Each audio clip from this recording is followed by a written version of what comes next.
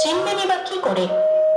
এই প্রফুল্ল নামে তো কত সহস্র মেয়ে আছে, তাদের মধ্যে কেউ বা শিশু, কেউ বা যুবতী, কেউ বা সুখী, আবার কেউ বা অসুখী। এই ধরুন আমার মতো একা বিধবা মা, আমাকে তার সর্বসুখ ত্যাগ করে মানুষ করেন। বিবাহযোগ্যা হলাম আমি, আর পাত্র বিশাল জমিদার হরবল্লভ মশাইয়ের পুত্র।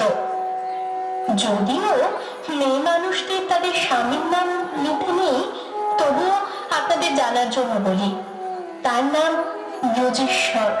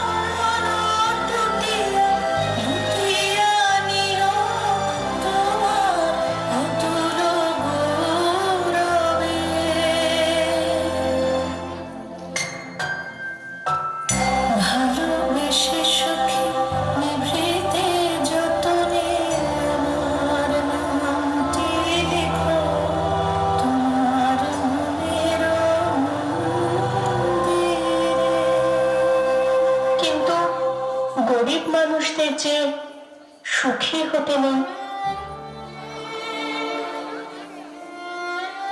এটাই তো বিধাতার লিখন। প্রতিবেশীদের কুমন্ত্রণায় আমার মা হলেন চরিত্রহীন জমিদারের কাছে। বিয়ের রাতেই পাকল গন্ডগোল।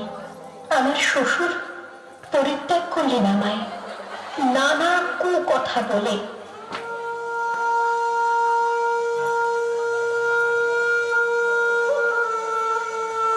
ফিরে যাওয়ার চেষ্টা করলাম শ্বশুর বাড়িতে, কপালে আবার জুটল প্রত্যাখ্যান।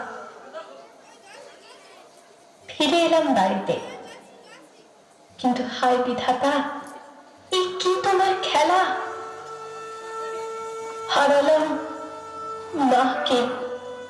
এই পৃথিবীতে আমি আজ একলা। এখন আমি কোথায় যাই, কি করি, কিচ্ছু জানি না।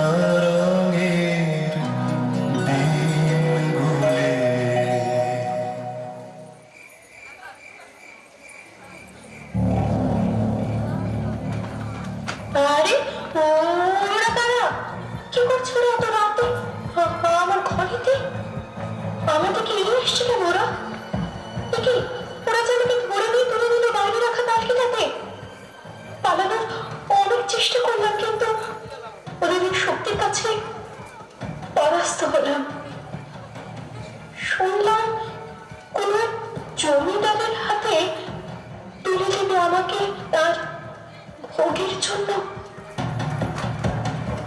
চোখে নেমে এলো অন্ধকার, পালকি চলল অন্ধকার জঙ্গলের পথ ধরে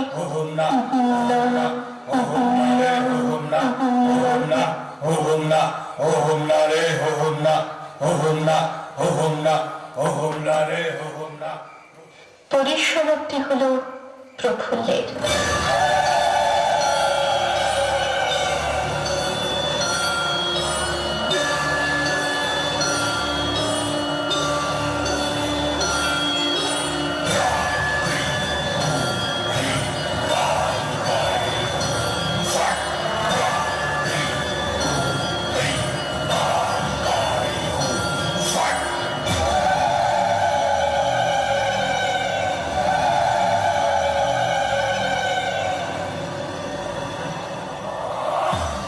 ভবানী পাঠক আমার ঈশ্বর, উদ্ধার করলেন আমাকে ওই জমিদার বাহিনীর হাত থেকে। যদিও তিনি নিজেও ছিলেন এক ভয়ঙ্কর দস্যু, সন্তানের মতো গড়ে তুললেন আমাকে। শিক্ষা গ্রহণ করলাম বিভিন্ন বিষয়ে।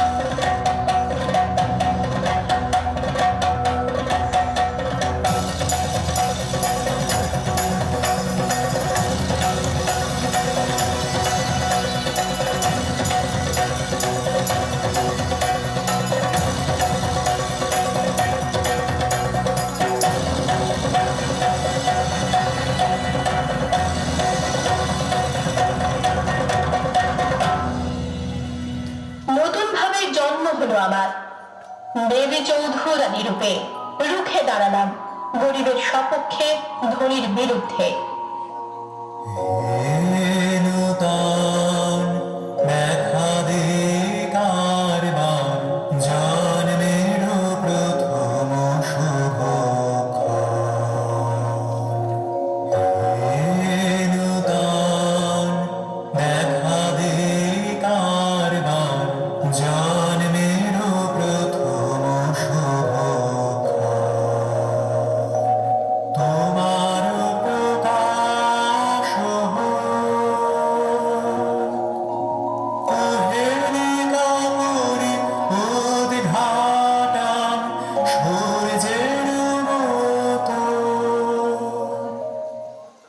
আজ আমি দেবী চৌধুরানী, আজ সবাই আমাকে সম্মান করে ভবানী পাঠকের আশীর্বাদ ধন্য বলে। গুরু বিজয়ের কেতন উড়াও হে শূন্যে, উড়াও উড়াও হে প্রবল প্রাণ বলিরে, ধন্য করো ধন্য করো, করুণার পুণ্যে ধন্য করো করো হে কমল প্রাণ। কিন্তু আজও ঘরের অন্ধকার কোণে কেঁদে চলেছে আমার মতো বহু প্রফুল্ল, কারণ তাদের হাত ধরে উদ্ধার করার জন্য ভবানী পাঠকেরাই তো আজ আর নেই, তাই হারিয়ে গেছে কালকে দেবী চৌধুরানীরাও। আসুন না সবাই মিলে খুঁজে আনি অন্তত একটি ভবানী পাঠককে।